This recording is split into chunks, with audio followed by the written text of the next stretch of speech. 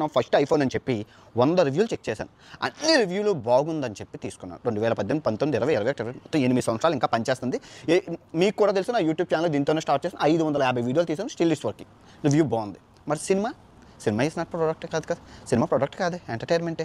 కొన్ని వేల వందల మంది పనిచేసి కష్టాలు, లైఫ్, ఆ ప్యాషను అన్నీ పెట్టి చేసిన సినిమాకి మీరు రివ్యూ ఎలా ఇస్తారు, ఎలా యాక్సెప్ట్ చేస్తారు? ఇప్పుడు సినిమా వాళ్ళు, ఇప్పుడు నేను చెప్పే లాజిక్ వినండి. ఈ సినిమా రివ్యూ వాళ్ళు పెళ్లి చేసుకుంటాడు, ఈ సినిమా రివ్యూలు చెప్పే సోదుగాళ్ళు పెళ్లి చేసుకున్నారు. ఇంకో రివ్యూ గారు వచ్చి చెవులని, అరే నీ పెళ్ళానికి అక్కడ పుట్టుమచ్చుందిరా, అరే నీ పెళ్ళానికి అక్కడ మడతుందిరా, అరే నీ పెళ్ళానికి అక్కడ అది ఉంది, ఎక్కడ ఇది ఉంది, నీ పెళ్ళానికి కొంచెం కోపం ఎక్కువ, కొంచెం తాపం ఎక్కువ, కొంచెం అరుస్తుంది, కొంచెం కరుస్తుంది. ముందే ఎవడో వచ్చి చెవిలో చెప్తే ఇంక మజా ఏముంటుందండి? ఆ ఫస్ట్ నైట్ అనేది వీరు చేసి, వీరు చూసుకొని, వీరు ఆనంద పెడితేనే మజా. కానీ ముందు అన్నీ చెప్పేస్తే ఇంకా వాడికి ఏముంటుంది? ట్విస్టులు అవి సేమ్ ఇదే జరుగుతుంది. ఇప్పుడు సినిమా అనేది ఒక ఎంటర్టైన్మెంట్.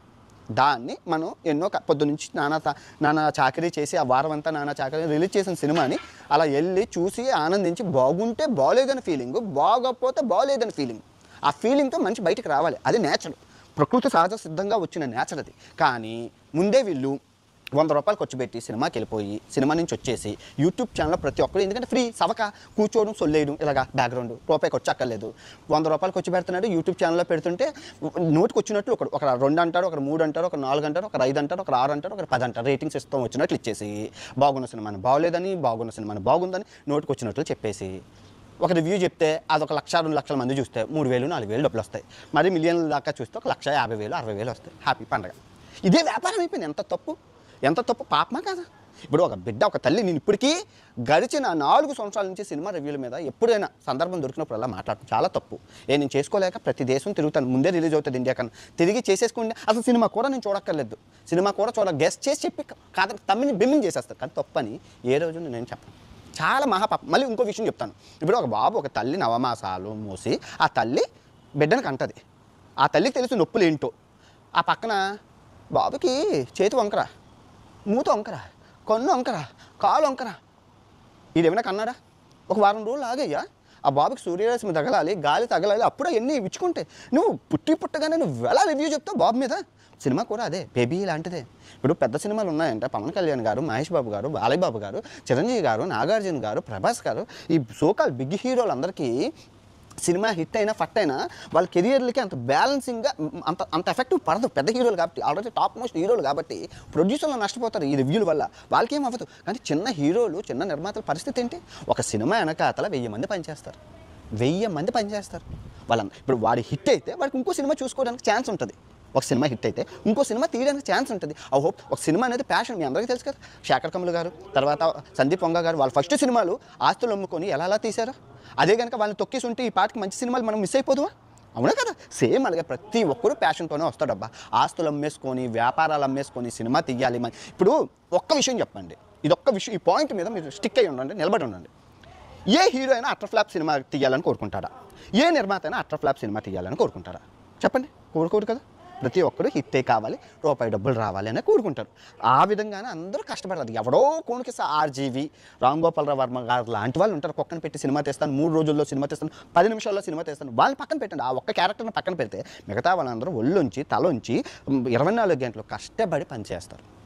సినిమా రిలీజ్ అయ్యి ఎడిటింగ్ 24 క్రాఫ్ట్స్ ఉంటాయి. సంగీత దర్శకులు, మ్యూజిక్, అందరూ వాళ్ళ కృషులు గట్ట సంవత్సరాలు పడి, ఇప్పుడు రాజమౌళి గారి బ్యాచ్ ఉందంటే 3 సంవత్సరాలు 4 సంవత్సరాలు కష్టపడి సినిమా అవుట్పుట్ వచ్చాక వాళ్ళందరూ చూసుకుంటారు. వాళ్ళకి తెలియదా సినిమా హిట్టో ఫట్టో? కానీ వాళ్ళకి తెలియదు. కాకి పిల్ల కాకి ముద్దు. ఏ తల్లి బాబు ఎలా ఉన్నా ఇష్టపడతారు. అలాగే డైరెక్టర్లు, ప్రొడ్యూసర్లు వాళ్ళ సినిమా వాళ్ళకి నచ్చింది ఆ టైంకి. కానీ ఎండ్ ఆఫ్ ద డే ప్రజలు నిర్ణయిస్తారు ఈ సినిమా హిట్టా ఫట్టా. అంతవరకు వాళ్ళకి తెలియదప్ప. ఇప్పుడు అట్టర్ ఫ్లాప్ సినిమాని ఎవరు తీయరు కదా.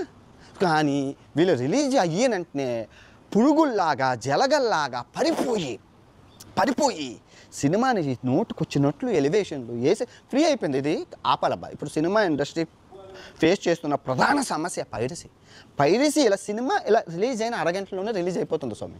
పాపం తెలుసా, చాలా పాపం. పెద్ద సినిమాలు ఒక ఎత్తు అయితే చిన్న సినిమాలు వస్తున్నారు పోతున్నారు, చూసే ఇలా చచ్చిపోవడమే చాలామంది ప్రొడ్యూసర్లు. చాలా తప్పు ఇది.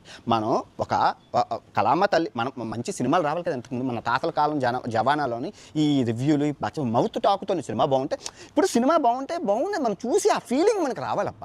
అన్ని హిట్ సినిమాలే రావాలా? అది ఎలా? How is it possible? అన్ని హిట్ సినిమాలు ఎలా తీస్తారు? 100 సినిమాలు తీస్తే 5 బ్లాక్ బాస్టర్స్, 5 యావరేజ్, మిగతా 90 సినిమాలు అట్టర్ ఫ్లాప్లో వస్తున్నాయి. దానికి తోడు పుండి మీద కారం జల్లినట్లు మీరు బాలేదు 2 ఉల్లిపాయలు ఇస్తున్నాము, మేము 1 టమాటా ఇస్తాము, దీనికి 5 స్టార్ రేటింగ్ ఇవ్వం, 8 స్టార్ రేటింగ్ ఇస్తాం. మీరు ఎలా చెప్తారు? తప్పు కదా. కుంటువాడు అంటే కోపం వస్తుంది, గుడ్డివాడు అంటే కోపం వస్తుంది, నత్తివాడు అంటే కోపం వస్తుంది. సేమ్ లైక్ దాట్ సినిమా బాగుంటే ఓకే, బాగోకపోయినా నువ్వు అలాగంటే ఎంత నిరుత్సాహపడతారు. ఆ డైరెక్టర్ అప్పుడే ఫీల్డ్లోకి వస్తారు. ఏమైనా ఎక్స్పీరియన్సా?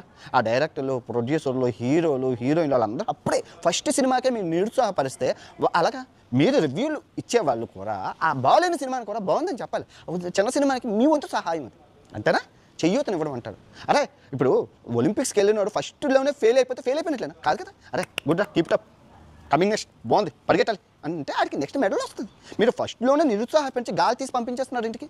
ఇట్స్ నాట్ రైట్ అమ్మా, కంప్లీట్గా రాంగ్. మళ్ళీ నేను చెప్తున్నాను, ప్రొడ్యూసర్లు, నిర్మాతలు ఎవరైతే ఉన్నారో ప్రజెంట్ తెలుగు ఇండస్ట్రీలో మీకు కూడా బుద్ధి ఉండాలండి. ఇప్పుడు 1000 కోట్లు 100 కోట్లు ఖర్చు పెట్టి 1000 కోట్లు ఖర్చు పెట్టి ఈ పనికిరాని గొట్టంగాలకి మీరు ఆన్సర్లు ఇవ్వడం, మీటప్ పెట్టడం అదంతా వేస్ట్ ఆఫ్ టైం.